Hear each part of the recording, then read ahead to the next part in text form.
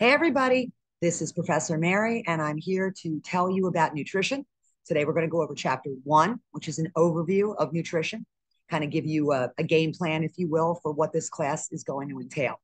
So, hold on to your seats, and we are going to get started. I'm going to share my screen and follow along with me in the PowerPoint. Okay. So, chapter one. What are the objectives? No matter what class you're in, always look to the chapter's learning objectives because that is going to guide you to what you are expected to know and understand before the class is over, right? Or before that chapter is over. So for this chapter, describe the factors that influence personal food choices, identify which major classes of nutrients are organic and yield energy. And by the way, the definition of the word organic is carbon containing. So we're all organic. Describe the four categories of the dietary reference intakes, the estimated energy requirement, and the acceptable macronutrient distribution ranges. Describe the ways in which the kinds of information collected by researchers from nutrition surveys are used. Explain how each of the dietary ideals can be used to plan a healthy diet and how the dietary guidelines and the USDA food patterns help make diet planning easier. And we're going to compare information on food labels. So important to read the labels, to make selections that are good and healthy, that meet your dietary and health goals. And then discuss how misinformation and reliable nutrition information can be identified. That is so important. Okay. Nutritional choices in health. So everything you do every day impacts your health. And every choice, even though it's a small effect, it still has an effect. And everything together, that cumulative effect comes over years and it can impact your overall wellness. Okay. The better your lifestyle choices are in the front end of your life, really enhance your health as you start to get older. And then poor choices result in an increased risk of developing different kinds of diseases. You are what you eat. You're going to hear me say that 1,000 times. You are what you eat. Are you a Big Mac? I hope not. And remember, what you eat affects your health and affects the disease processes that you may be exposed to. As a healthcare professional, you need to take responsibility for your health. You have to prepare for physical, mental, and emotional demands of the job because there are a lot of them. For those of you that are going into nursing, nursing is a very demanding position, no matter what venue you decide to pursue. And anything in the health sciences is going to be a little bit taxing. So you need to be in good shape. And how can you give dietary advice to someone if you're not taking it yourself? Do as I say, not as I do. And you have a responsibility to the patients, the clients, to make them aware of the benefits of eating right and good health choices and behaviors and teaching them how to change bad behaviors and make good choices. And you are a role model. Don't ever forget it. You are a role model. So you have this health line, this personal health that falls along this continuum from the best point you can be at, the maximum wellness, to the worst, which is death, right? And this little diagram kind of shows you that if you make healthy choices overall, not only do you feel better and look better, emotionally, you feel socially, I mean, it affects every aspect of your life. I can't even emphasize that enough. Super, super important. So, what are the factors that influence how we pick food? Well, what do you like? Preferences, habits, and habits are hard to break. Associations, in other words, for example, and associations goes along with ethnic. Italians, I'm Italian. We eat when we're happy, we eat when we're sad. So we associate food with comfort, right? Which is not necessarily the best thing. Social interaction for certain, ethnic groups, the kitchen is kind of where people hang out, and that's where the food is, right? What's your emotional state of mind? People that suffer from, say, major depressive disorder sometimes will be so depressed they cannot eat or so depressed they can't stop eating. Then sometimes it's just availability, time constraints, convenience, economy. You're a student, for example, and you're in a hurry. And so it's difficult to make good choices, you think. Uh, you can make better choices, you'll see. Your age. your occupation, your body weight, your body image, any health conditions, your nutritional state, all these things affect what makes us pick the food that we pick. So when we talk about health and nutrition, new and familiar foods, right? You can pick some new foods and then some old foods that are familiar. And together they can make up a healthy diet. So there are three really principal types of foods: whole foods, and whole foods are things like seafood, fruits and vegetables, poultry; processed foods, which are things like fruit juices and cheeses, fast foods; ultra processed foods, chicken nuggets. Ugh. So you always have to think that you are what you eat. Think nutrition whenever you're deciding what to eat. So we need nutrients. What are nutrients? They're materials that are found in foods, and we need them in our bodies. They give us energy. They help our bodies build, grow, maintain, repair body tissues. And there are certain nutrients that can reduce the risk of diseases. Where do we get nutrients? Well, we either get them from food, or some of them our body can actually produce. For the essential nutrients, we have to get them from food sources. Your body can't make enough to meet your need. And by the way, not a supplement, food. Okay, that's super important to remember. So there are 6 classes of nutrients. There are carbohydrates, starches. There are proteins. There are fats, vitamins, minerals, and water. So organic nutrients are the ones that have carbon in them, which is found in all living organisms. I hate when they say, it's something organic and they can charge you at Whole Foods 3 times what it normally costs. All vegetables are organic. Organic does not mean GMO free, right? It's something different. So I think that they label foods in a way that are very misleading. And so organic nutrients would be your carbs, proteins, fats, and vitamins.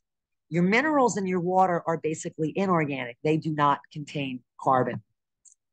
So carbs, proteins, and fats are what we need for our basic metabolic rate. They give us energy, right? Just for us to stay alive, we have to have all 3. Minerals and vitamins don't give us energy, but they help to facilitate the release. Remember, for any of you that took A&P, adenosine triphosphate, ATP, that's made in the mitochondria of the cell, that's energy. So the vitamins and minerals help facilitate the release of that energy. And then water, well, that's the medium where all these things happen, because most of what we are is water. So kcalories or kilocalories. A calorie is a measurement of how much energy a certain type of food provides. So here are some examples. Proteins give you about 4 calories per gram. Carbs are about 4 calories a gram, and fats are about 9 calories a gram. Most foods have a mixture of all 3 of them, but sometimes we classify them by whatever the most predominant nutrient is in them. So your body uses nutrients to build new compounds. For example, to build new tissue, new bone. Nutrients fuel your metabolism, help you to run and exert physical activity. Unused or excess energy or calories get rearranged into compounds that's fat and get stored and saved for later use. So if you're taking in more calories than you're using, or consuming more energy than you expend, you're going to gain weight. Make sense? So now here, I'm going to debunk a myth. A little alcohol is good for you. No, it's not. Alcohol, because it's mostly carbs, can give you some energy, but there's no nutritional value. And there's about 7 calories per gram. Okay. So understand the term energy density, right? That's the measurement of the amount of energy that a food provides relative to the amount of the food. So in other words, how many calories per gram, right? So that's how densely nutritional the food would be. So here is a little calculation on how to calculate the energy that certain types of foods provide. So what you do is basically you take the number of grams of carbs, proteins, and fats, and you multiply them by 4, 4, and 9, as shown here.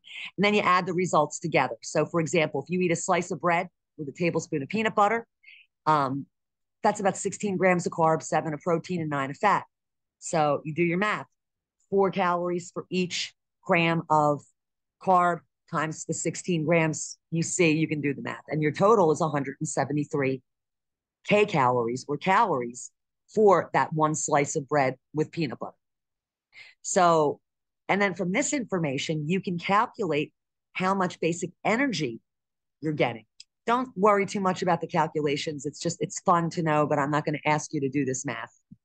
She heard a sigh of relief.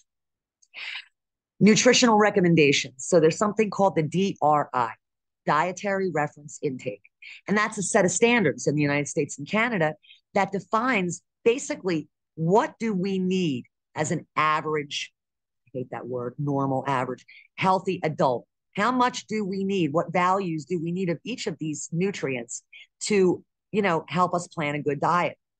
And it gives you specific values in the recommended daily allowance and the adequate intake. So these are different types of standardized measurements, right?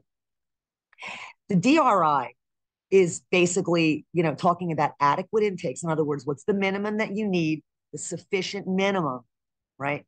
What's the requirement, the lowest intake that will give you what you need? And then what would make you deficient, right? So what level would be below what the average quote unquote healthy person needs? The estimated average requirements take basically, the average daily nutrient levels for half healthy adults in an age and gender group. So say, if we're looking at people from 20 to 30 years of age, female, and we look at that group, and then half of them, we decide, what they need on an average to meet the requirements. Then you have your upper intake levels. In other words, what's the maximum that will not cause you to be toxic?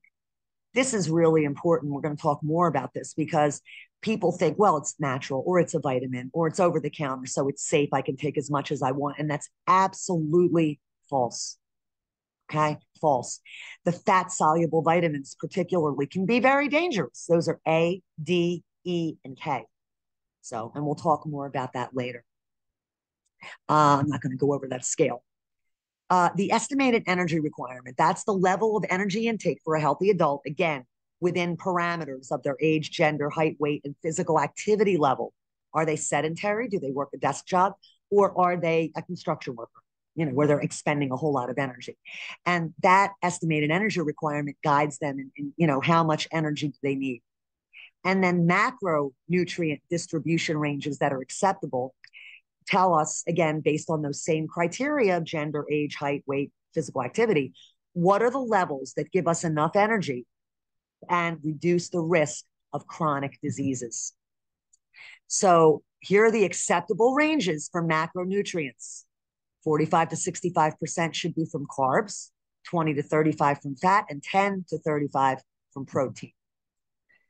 So what do you really need to consider? So the DRI recommends safe intakes, and they keep a margin of safety in there. In other words, not so much that you would become toxic. It looks at averages over time. So it doesn't look at, 1 week. It's looking at years. And, medical problems, if there are medical problems, they alter what you need. And then, of course, all those criteria like gender, age, lifestyle affect what you need. There's a national nutrition monitoring program, which is federally funded, and basically surveys people, what do we eat, right? The survey is called What We Eat in America. And then it defines what the national health goals are. And we do those every 10 years, every decade. So dietary guidelines are basically looking at 3 areas of concern: overnutrition, undernutrition, and chronic diseases. So the ideals are enough, adequacy; balance, enough of all of them; calorie control, nutrient density; moderation, and variety. Those are the things that are so important when you're choosing a diet. And, this little thing is right from the dietary guidelines for Americans. And it speaks to how to make these healthy choices. Okay. The USDA food patterns. Now that is also a government-based agency that basically builds these groups, and it's a plan that makes diet recommendations from categories of foods that are kind of similar in what they have as far as vitamins and minerals. And this breaks down 5 major food groups with recommended daily intake from each of those groups. Also recommendations for oils. I'll talk more about that. And here is a basic table that explains each of the food groups. And then depending on how many calories you're taking in a day, how much of a serving of that group do you need? And then activity, activity. You know, we have become very sedentary. You need to move. And when we talk about activity, there's either cardiovascular or cardiopulmonary activity, strength building activity, and flexibility activity. And they're all important, all 3 of them. Okay. So cardio, that's aerobics, that's running, you know, swimming, bicycling, spinning, you know, those kinds of things. Strength is, you know, weights and flexibility, yoga, stretching. Here we look at age groups and gender groups and lifestyle, and then what the average need of calories is for that person. So, you know, women for 51 to 60-year-old women, sedentary lifestyle 1600, active lifestyle 2200. I probably take in about 2200 to 2500 calories a day, but I don't stop moving, right? So you have to take into consideration how much activity you're performing. And it gives you some active examples. In other words, physical equivalent, walking more than 3 miles a day at 3 to 4 miles an hour, and plus your regular activities of daily living, like, you know, showering and cooking and cleaning. The dietary guidelines here for fitness, this is also from the government, right? Kind of give us an idea of how much, again, what do we need of each of those food groups as far as the minimum. Okay, so take a look at these charts when you get the opportunity.